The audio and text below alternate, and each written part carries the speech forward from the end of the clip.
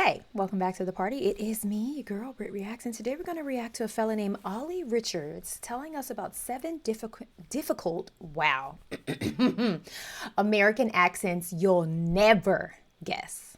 Let's play a little game. Let's see how many I can get right. Let's see how many you can get right.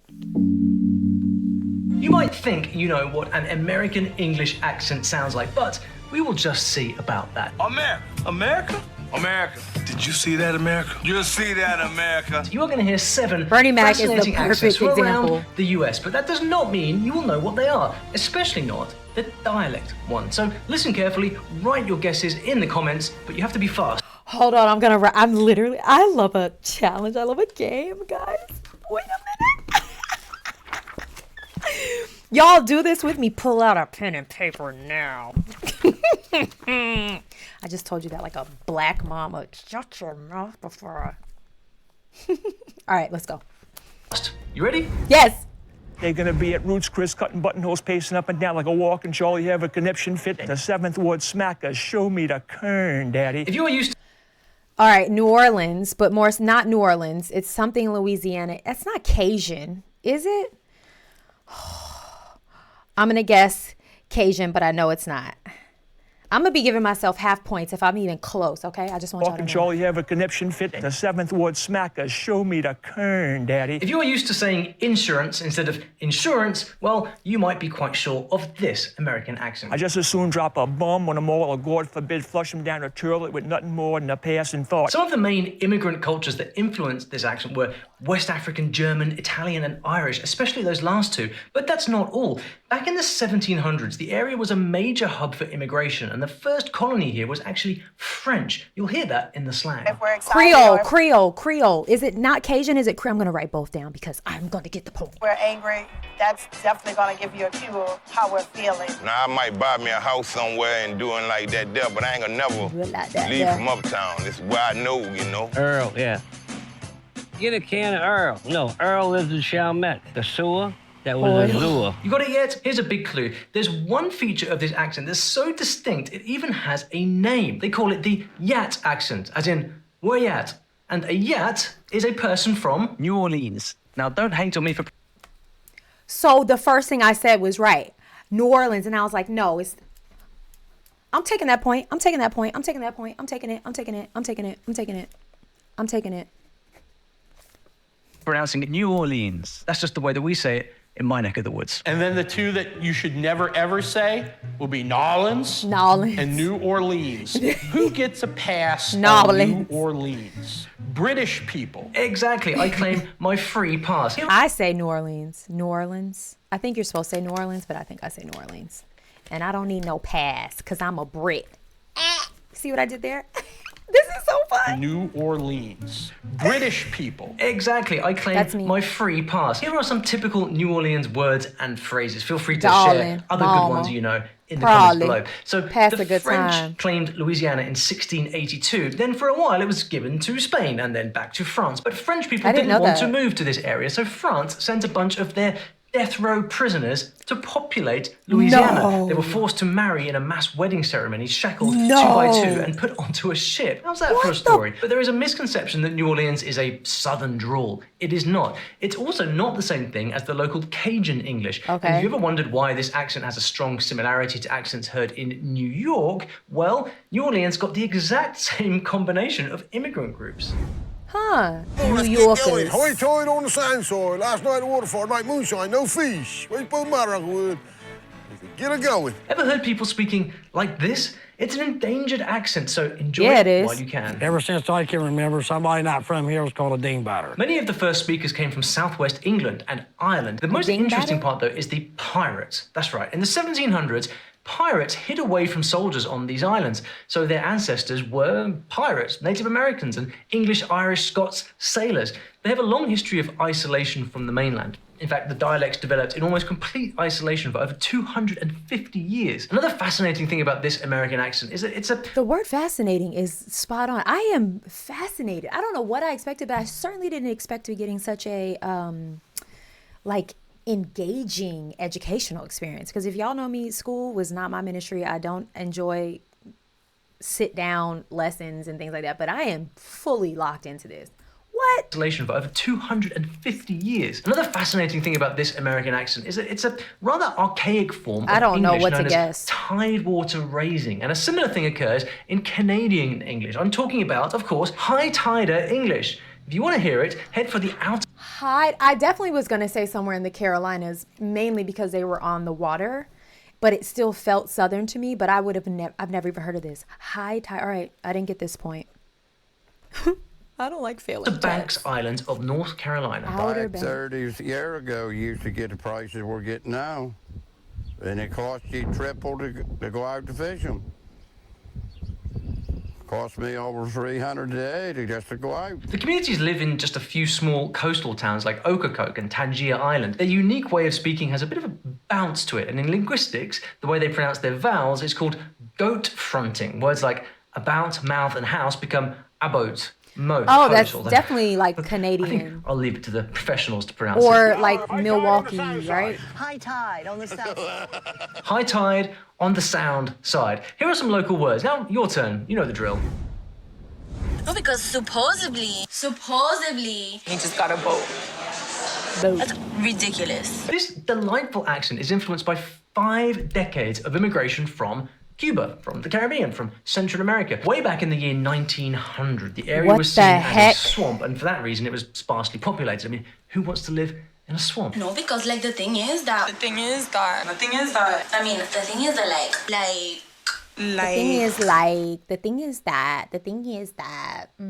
like.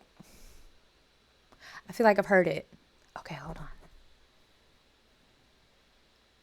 No, cause like. Is this a man in a wig? It's a terrible wig. Awful lip as well. What in the heck? I don't know, y'all. What do you got? That's the thing. The thing is that. The wonderful climate and growing Spanish community made it a hub for people fleeing Latin America. And then it also drew non-Spanish speaking Caribbeans. And when you look on a map, well, this area actually is in the Caribbean. They haven't seen that I went to the club and it's like around the corner, and then we came back. Miami? And looking and we're going, pero tú sabes. And then is it Miami? Florida's most well-known dialect is unique to this city, Miami. Without a doubt, Miami sounds have an affinity with Spanish pronunciation. After all... Okay, I definitely hear it now, and this makes so much sense. I spent a lot of time in Miami. I'm going to give myself half a point because I did say Miami before he did. That was hard. Like I get it now. But the opening with the girl talking, I wasn't hearing it, but I definitely understand that now. Okay. I'm giving myself English half a point. has 20 different vowel sounds, while Spanish has only 5. So there's a special rhythm and vibrancy in Miami English that you just don't hear in other parts of the US. And as we saw, lots and lots of hand gestures.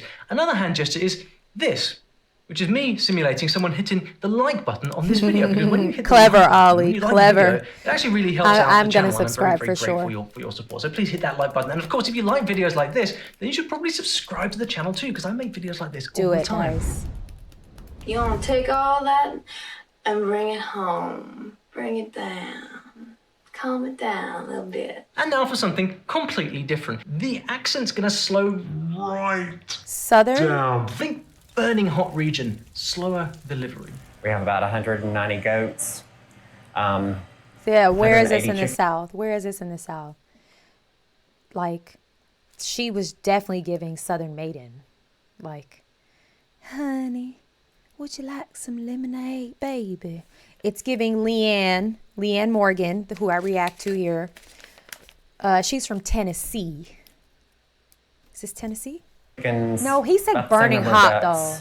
Hanoverian horses, you name it, we've got it. In the mid-1700s, wealthy British traders living in this part of America started dropping the R sound from their speech as a distinction of their class. But the rural classes, many still working on plantations, still pronounce the R, and you can hear that difference to this day. Anywhere where it's so hot, we don't just open the mouth and let the sound hang out there to dry. The Southern accent is known for melodious sounds and vowels lengthened to a drawn. What's up with pen and pin. They both sound like pin to me. Of course, there are different Southern accents, 7 in fact, and we cannot forget the beautiful Southern aristocracy thing. Do you think that was kind to bring your good-looking brother down here just to break my poor, simple country girl's heart? Aren't accents fascinating? For me, accents are to language what salt and pepper is to food. And this is especially true if you're learning a foreign language, which, after all, is what this channel is all about. And if you are learning a foreign language and you want to improve your accent so that you can just fit in better with whatever foreign language community matters most to you, the most important thing is to get feedback from a native teacher, because certain things you just have to have pointed out to you. And when it comes to accents, it can be quite difficult to figure it out on your own. So actually having an actual human being point out what sounds natural and what doesn't really is the smart path to improving and sounding more natural in your foreign language. When I want to get help from an expert language teacher, I head to Languatalk. Now, Languatalk is my absolute favorite place to find tutors from all over the world. Oh, is this an ad? First, okay. You take lessons on. He's talking so quickly. So did we say that that was a Southern accent? That's just what it is? Okay, I'm going to give myself a full point because said it. Fine over Zoom, so you can fit them in at home whenever you're free. But also, language. If you can't tell, I was definitely one of those students in school. They'd be like, so can I get half a point because I started to write the answer and then I switched over, but I knew it. I just, always trying to swindle my way around. There's a great system where you can filter tutors by time slot, so you can find people who are available when you are to avoid that annoying back and forth that can sometimes happen with scheduling. But most I'm of usually tutors really are highly into vetted, meaning I don't waste ads, my time. but I'm with too tutors into who this video. don't know I'm like, what can they're we get doing. past All this, round, please? It's the best place to get help from real tutors with your language learning. Now, we are not getting paid for this sponsorship at all, but full disclosure, we are actually investors in Languatalk. That's how much we like them. And if you'd like to give Languatalk a try, you can get a free trial lesson. It just gets better and better. Just click the link in the description below and try it out today. We got snowmobiles, we got hill sliding, it's a whole different season, and you love to enjoy, we're outdoor people, so we love to enjoy the outdoors, and we love the 4 seasons. I bet you've been waiting for this one. The settlers who came here in the 1800s were... That sounds so familiar. Finnish, French-Canadian, Cornish, Scandinavian, and German. In fact, most of the descendants of Finns who settled in America are still right here in this very spot. Hey, that's a good idea. To this day, they use a German-Scandinavian ja instead of yes. And just to make the accent even cooler, there are a lot of... I'm going to go with...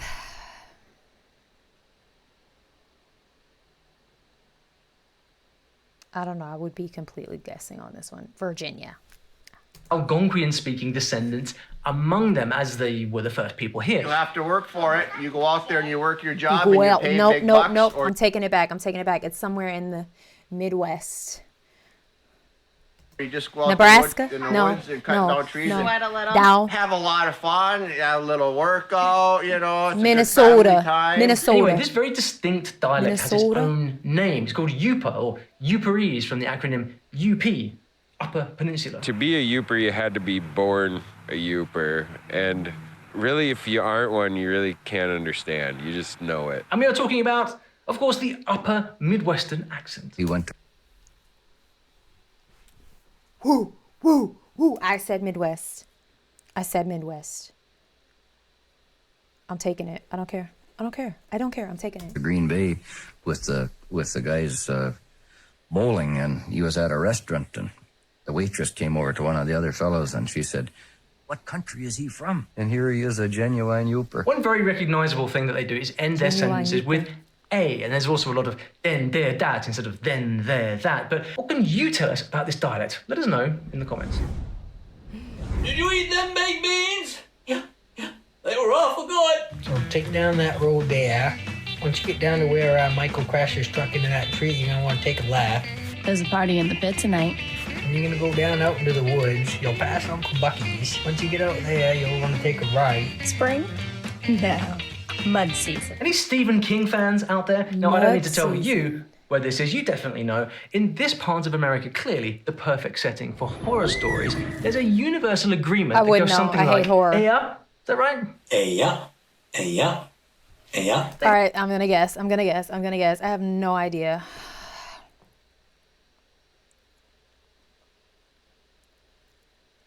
Maybe like, I don't know, Seattle? Oregon? It was raining, which is why I'm going there. Like the Washington area. What is that, like North Pacific? They also speak like they have no R's, except at the end of words where they shouldn't be in the first place. So you get what linguists call the intrusive R. Intrusive meaning it shouldn't be there, it's intruded, like Lisa, yoga, pasta. What is this? Oh my gosh, growing up, my mom, my aunt, they like my whole family, they say I dear. And it drives me crazy. But my family's from like Long Island. It's a Long Island accent? No way. I would not. But they say the strongest version is down east. You have to have kind of a in your sound because most tend to smoke or tend to have some kind of gruff activity that'll make their voice a little bit more gruff. So I said, say these words, Eastport, Art Center. And what are we talking about? It is the awesome accent of Maine. Maine stretches from... Maine. I'm not giving myself one, but I feel like I was getting closer. Maine. Boston north to New Hampshire and all along the Maine coast, but kind of isolated from the rest of New England. And that's all it takes to end up with your own accent. We don't have dinner, we have supper. We ain't busy, we're out straight. And if we're really busy, we're right out straight. There's a similar origin story here to Canada's. It's an early French influence along with 17th century English and a bit of Scots-Irish thrown in. For a long time, the local accents were stigmatized as working class, and because of this, the thick accent disappeared. But I hear it's in a bit of a renaissance right now, and I hope that's true. And now, guess what? That's what everybody want to know now, how we cook with damn bone. Oh, this is, God, this is gonna drive me crazy.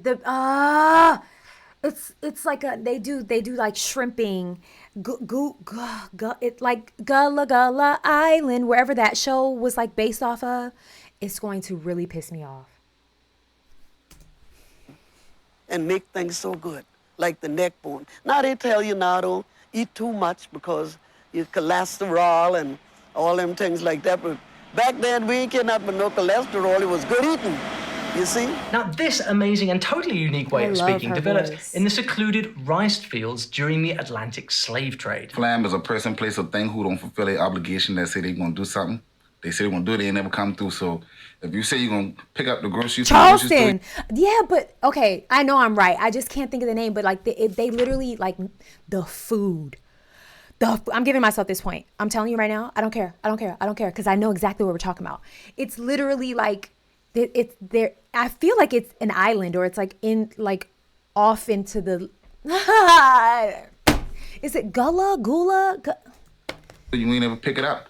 You flam. That boy flam. You ain't show up to work. You say you been coming. That boy flam. Flam. The English they learned from the Anglo plantation owners was modified by their many African languages and the accents of lower class English and Irish servants. I know what you call me for that for. Man, I been and did that. Man, the boy ain't tell you I did. I been going get him. Yeah. Nowadays, it's mostly African Americans who speak it, those living on the Atlantic seaboard of Carolina, Georgia, and Florida. Come here, go ahead and say, you hot out here. You too hot out here. You too hot out here. Look, that girl ain't a spool up. I ain't even to be talking to y'all boy regular day. I could be talking to y'all like this, okay? And if you did a lot of camping as a kid, you might know the campfire song Kumbaya. Who doesn't? The song name is in this dialect. In fact, it's more than a dialect. It's an American English creole called Gullah. Now, Gullah refers...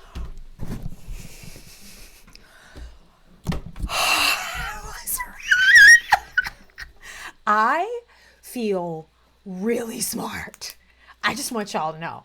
This is by far my favorite thing I've ever reacted to on this channel. I don't care. I didn't write it because I was 100. Didn't I just say Gullah Island? Refers to both the dialect and those who speak it. Gullah's basic universal negator is ain from ain't, and they use an awful lot of multiple negatives. But you know what's also fascinating? I'll tell you what, it's how the US military teach their people foreign languages. They have a crazy system with impressive results, and I did a deep dive into exactly how their method works, and that video is right here. No one else is as excited about this than I. Like, this is a win for me. I got 4.5. What'd you get? Let me know in the comments. This was wildly fun and entertaining. We're gonna do more of these. Are you kidding me? Oh my, y'all, please talk to me in the comments. Don't make me feel like I'm the only one who literally just had the time of my life. Am I smart? Because between this video and the Gen Z humiliating one where, let's be honest, I did get the capital of Illinois wrong, but compared to what we were watching in the video, I mean, I could go to Harvard. I'm just saying. This was fantastic. I've learned a ton. Let me know what you and how you did down below. Talk to me about some of these dialects and go and have the day you deserve. Bye.